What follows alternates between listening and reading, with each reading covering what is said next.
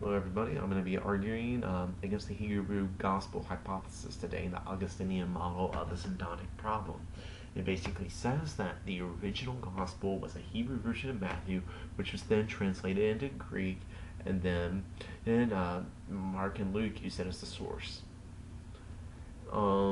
It's often people who believe this, they are very vigilant against two-source hypothesis. And the reason they say is they like to kind of scare people. Virtually all the church fathers agree that Matthew was first and that Matthew was originally in Hebrew.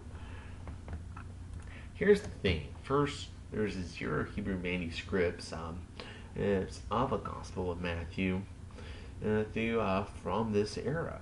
However,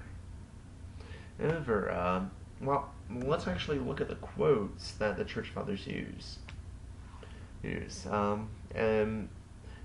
Irenaeus Against Heresies, Volume 3, Matthew, he says, Matthew also issued a written gospel among the Hebrews in their own dialect, while Peter and Paul were preaching at Rome and laying the foundations of the church, and expositions of the Lord by Papias. Matthew put together the oracles of the Lord in the Hebrew language, and each one interpreted them as best as he could. Okay. The immediate refutation that comes to my mind when I presented with that is that Matthew quotes the Gospel of Matthew as we know it quotes the synoptic and the LXX for its Old Testament citations. They are not Hebrew Old Testament citations that are translated to Greek by a scribe, but they are the actual verbios used of the LXX. This is consistent in all of its verses except for Matthew 2:15. I'm not sure why that was the exception, but everything else is complete synoptic material. So, we have 2nd century and onward quotes from a 4th century church historian. I might add, as I neglected to mention earlier, that Papias only exists nowadays as quoted entirely by Eusebius in church history.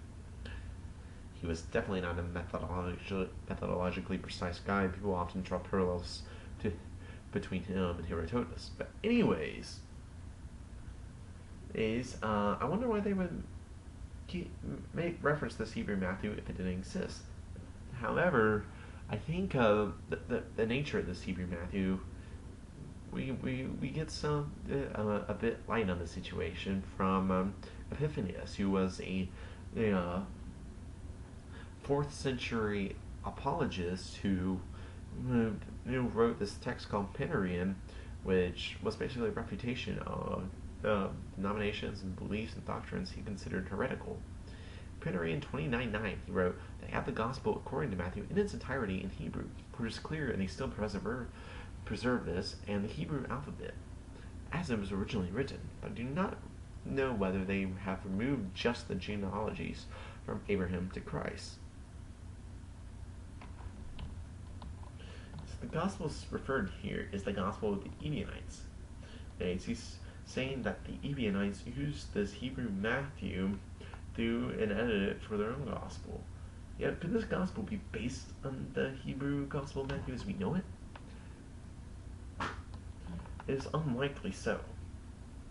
Basically, the Ebionites were adoptionists. This means that they rejected the doctrine of the virgin birth, and they had a unique, and in fact, quoted from in the Gospel of Ebionites was a unique pericope of the baptism that reflects clearly adoptionist theology. In the point of view of the Ebionites, the canonical Matthew would have been a massive heresy, because they believed that Jesus did not become the Messiah until his baptism.